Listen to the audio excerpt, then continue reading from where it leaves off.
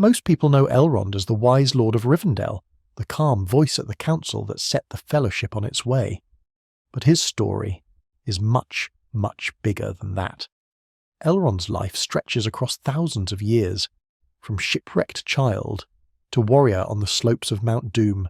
He's the son of a legendary mariner who sails the skies, the brother of the first king of Numenor, and the lord who quietly shaped the fate of Middle-earth for 3 whole ages.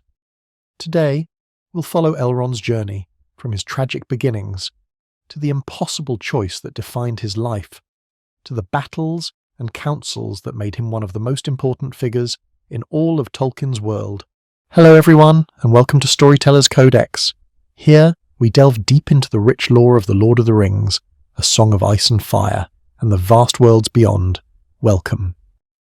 Elrond's story starts in chaos, right at the end of the First Age, when Morgoth had just been overthrown and the world was still picking up the pieces. His father, Eärendil the Mariner, was a hero, the man who sailed into the west to beg the Valar for help. His mother, Elwing, was the granddaughter of Luthien, the most legendary figure in Elvish history.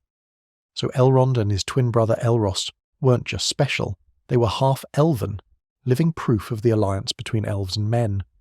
But their childhood was brutal. They grew up in the Havens of Sirion, one of the last safe havens for survivors of the wars. That ended when the sons of Feanor showed up for the Silmaril Elwing carried. She escaped to the sea, transformed into a white bird, and flew to Eärendil. Elrond and Elros weren't so lucky. They were captured. And here's the twist. Instead of killing them, Maglor, one of the Fëanorians, raised them like his own. Imagine that, the man responsible for slaughtering your people also tucking you into bed at night. It's strange, but it shaped Elrond. From the very start, he lived between worlds, elf and man, friend and enemy, light and shadow. And that perspective would define every decision he made for the rest of his life. Elrond and Elros weren't just any children, they were half-elven, and that came with a choice no one else in Middle-earth ever got. The Valar gave them 2 paths, live as immortal elves or as mortal men. Elros chose mortality. He became the first king of Numenor, starting a royal line that would stretch all the way to Aragorn. Elrond chose immortality, and with that choice came the burden of thousands of years of memory, loss, and responsibility. That single decision split their destinies. Elros would have a great, but short-lived reign. Elrond would endure for ages, watching kingdoms rise and fall, and seeing the descendants of his own brother fade into legend. It wasn't just a family decision, it was the moment Elrond committed himself to the long road, the kind where victories are rare. Patience is everything, and the cost is measured in centuries. After choosing the life of the elves, Elrond entered the service of Gil-galad, High King of the Noldor. He wasn't just some court ornament, he was Gil-galad's herald, diplomat and right-hand man, in a time when Sauron was rising again.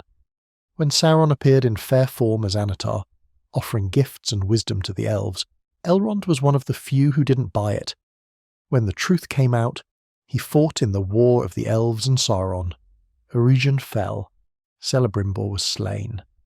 Elrond led the survivors north and founded Imladris, Rivendell. At first, it was just a refuge.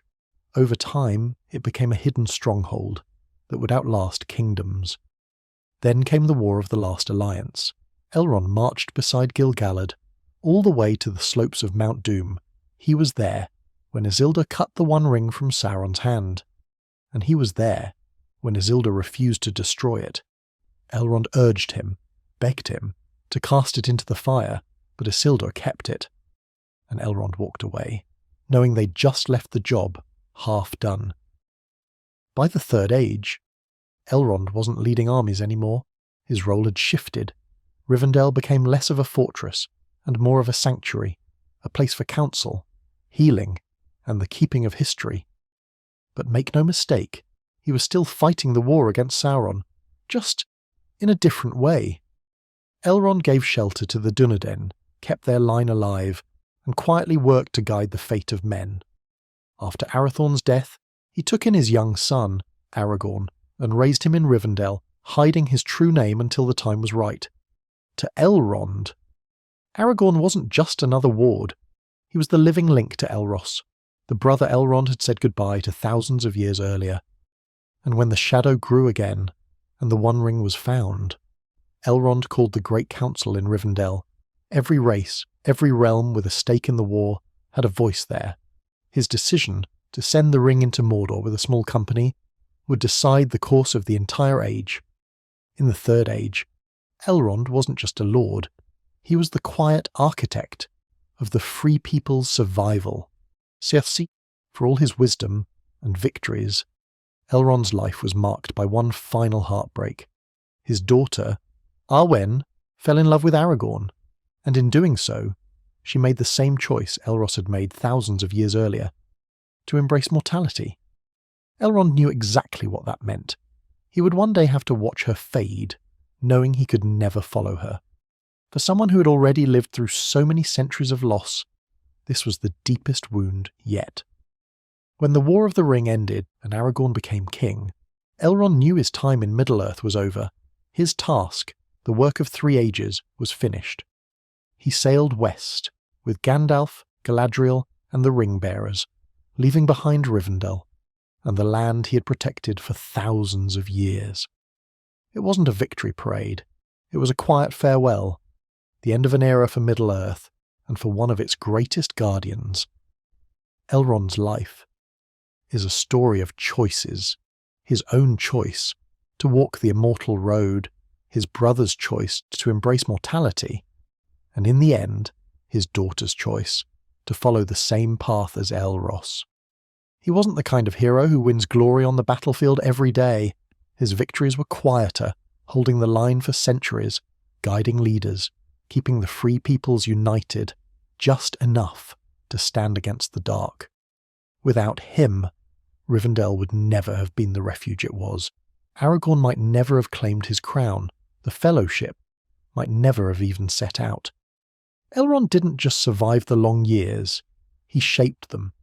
And in the end, he proved that sometimes the greatest strength isn't in the sword you carry, but in the patience to see the long road through to the very end. If you're interested in The Lord of the Rings or A Song of Ice and Fire, click one of the links on the screen to dive deeper into the lore. Thanks for watching, and we hope to see you next time.